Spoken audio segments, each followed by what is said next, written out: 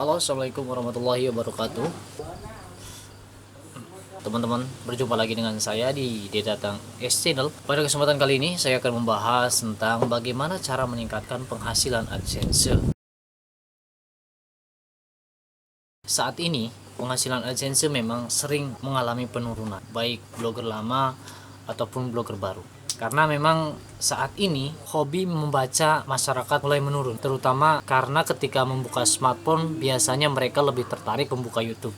Teman-teman tidak harus khawatir ya, selama informasi tertulis itu akan selalu dibutuhkan, karena biasanya informasi tertulis itu tentunya lebih hemat kuota dibandingkan dengan yang menggunakan video seperti YouTube ini. Ketika orang ingin menghemat kuota, biasanya mereka akan searching di Google mencari informasi tertulis. Tapi bukan berarti mereka yang searching di Google karena ingin hemat kuota saja, karena tak sedikit orang yang memang hobinya membaca, teman-teman. Makanya perpustakaan saya yakin tidak selalu di sekolah-sekolah, apalagi universitas biasanya akan ada banyak anak atau mahasiswa yang masuk ke perpustakaan untuk membaca. Itu menandakan bahwa minat membaca masih ada. Buktinya buku-buku masih sangat laku di pasar. Jadi teman-teman blogger tidak harus pesimis.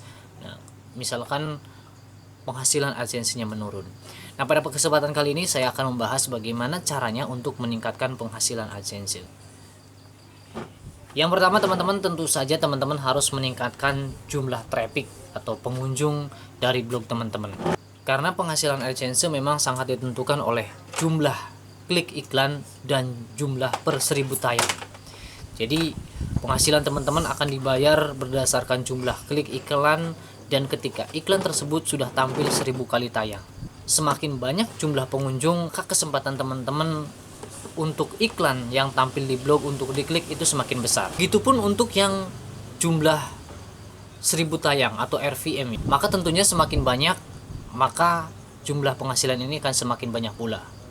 Namun bagaimana sih caranya untuk meningkatkan traffic atau pengunjung blog itu sendiri? Yang pertama, teman-teman, yang harus teman-teman lakukan adalah melakukan riset keyword. Ya, teman-teman tidak boleh asal-asalan dalam menulis artikel, karena sekali lagi saya ingatkan selalu bahwa menulis di blog itu berbeda dengan di buku. Kita bermain dengan teknik SEO, masih mesin pencari, maka kita harus selalu berpikir bagaimana caranya untuk menerapkan SEO itu dengan baik. Salah satunya adalah dengan melakukan riset keyword, teman-teman. Lakukan riset keyword yang benar. Nah, ketika teman-teman riset keyword, di situ nanti ada jumlah pencari informasi tersebut di internet ya, dengan kata kunci tertentu. Jadi teman-teman harus menggunakan kata kunci ketika teman-teman menulis di blog.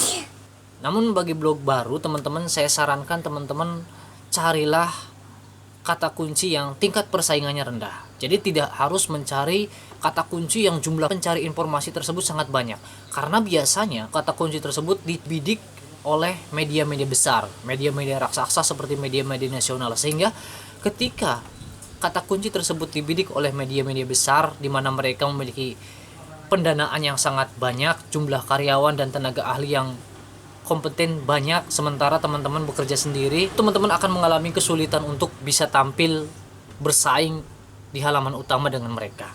Karena tujuan utama dari riset keyword sendiri adalah agar kita bisa tampil di halaman utama pencarian search engine seperti Google, Yahoo, dan lain sebagainya, sehingga jumlah pembaca akan sangat banyak.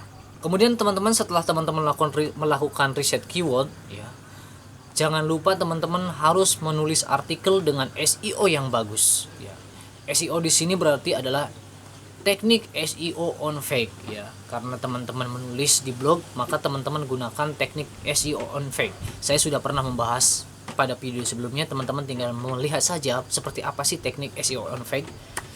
Setelah teman-teman melakukan teknik SEO on fake, yang tidak kalah penting adalah teman-teman harus melakukan teknik SEO off fake. Nah, kalau on fake itu berarti dari dalam blog, kalau off fake itu adalah dari luar blog.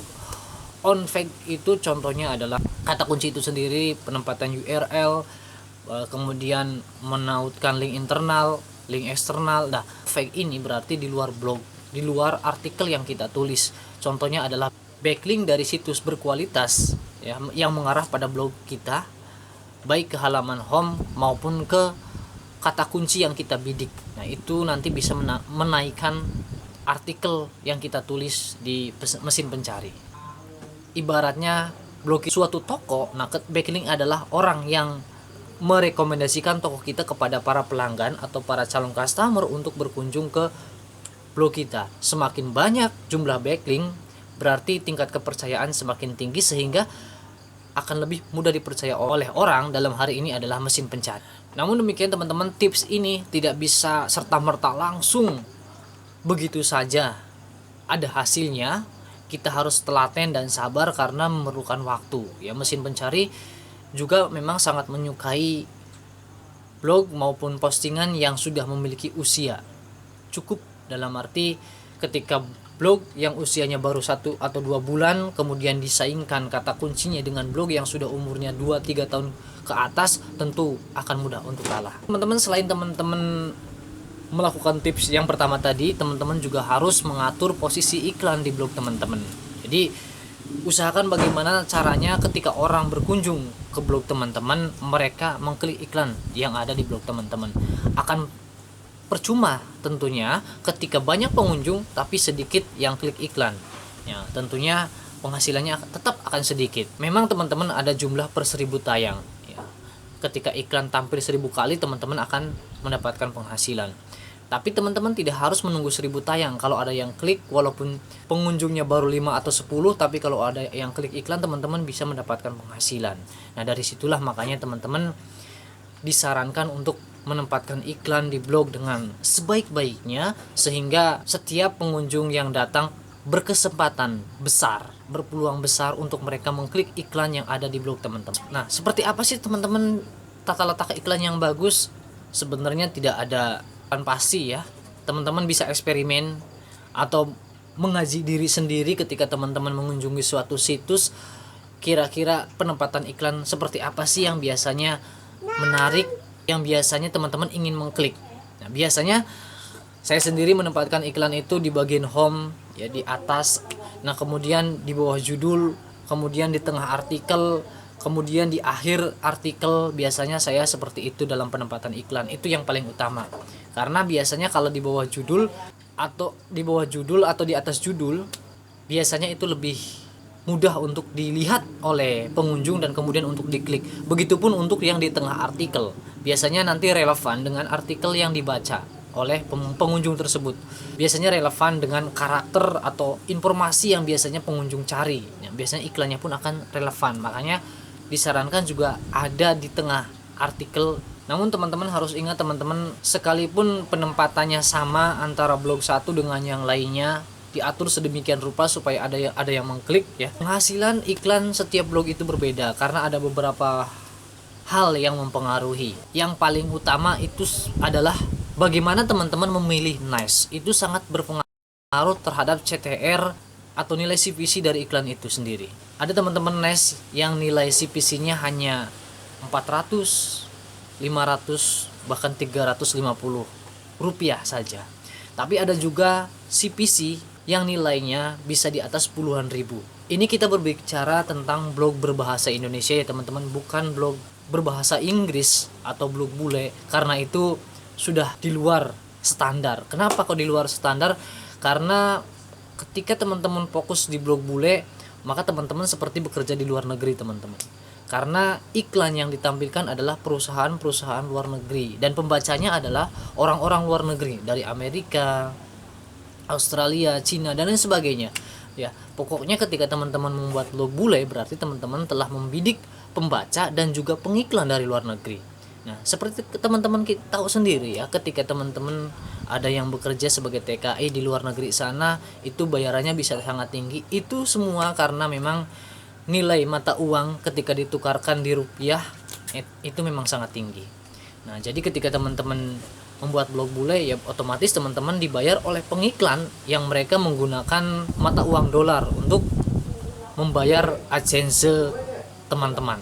Nah, teman-teman lalu niche blog apa nih yang memiliki nilai CPC-nya tinggi? Teman-teman bisa melakukan browsing di internet. Nah, biasanya yang paling tinggi itu yang saya tahu adalah seputar keuangan, teman-teman. Biasanya itu tinggi. Nah, masih ada banyak lagi niche-niche yang memiliki nilai CPC tinggi, teman-teman tinggal browsing saja. Kalau teman-teman bersabar, nanti saya kapan-kapan akan men-share kepada teman-teman berbagai niche yang memiliki nilai CPC tinggi. Kemudian selain NAS, tentunya template atau theme yang teman-teman gunakan juga sangat berpengaruh teman-teman.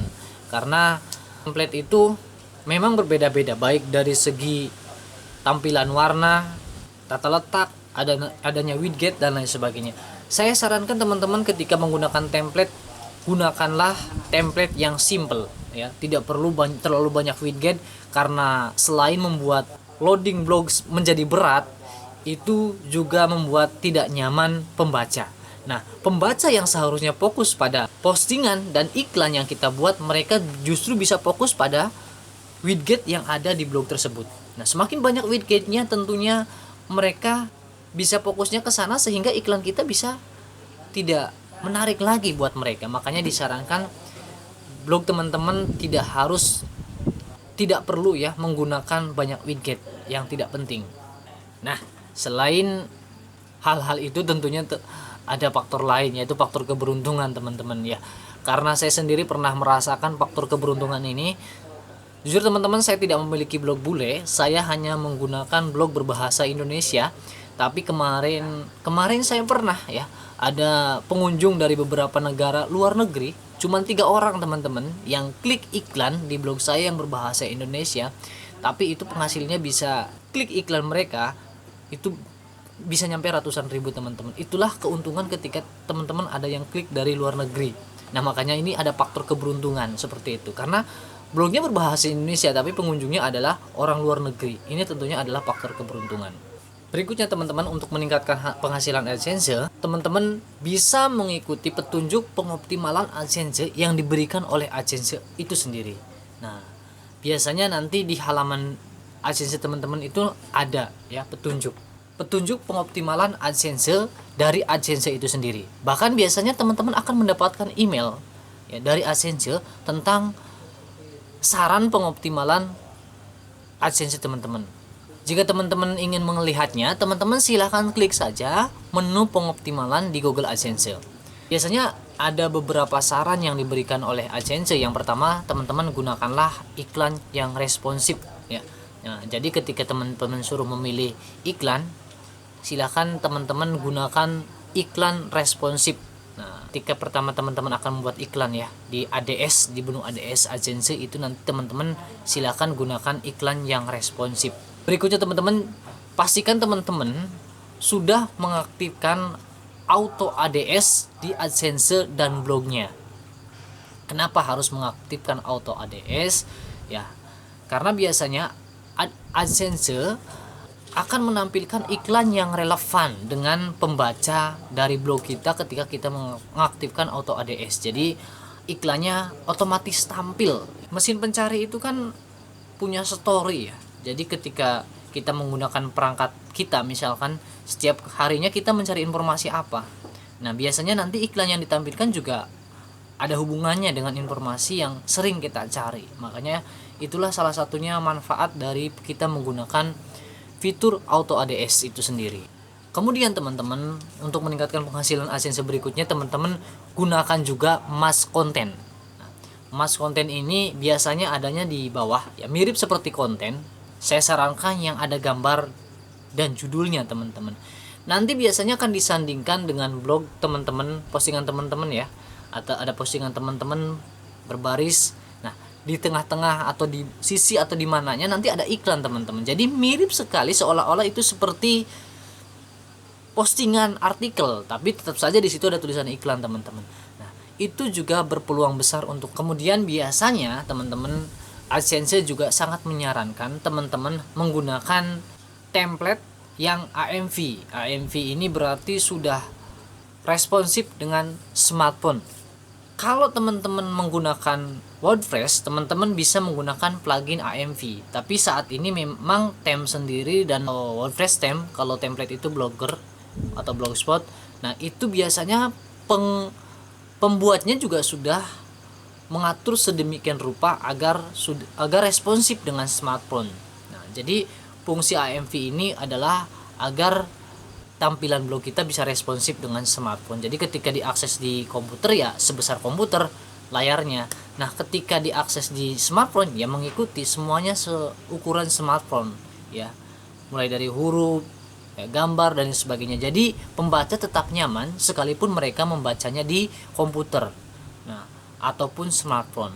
Nah tapi kalau tidak AMV biasanya nanti di komputer tulisannya bisa besar nyaman, nah nanti ketika digunakan di smartphone itu bisa sangat kecil sekali teman-teman tulisannya, jadi pembaca tidak nyaman.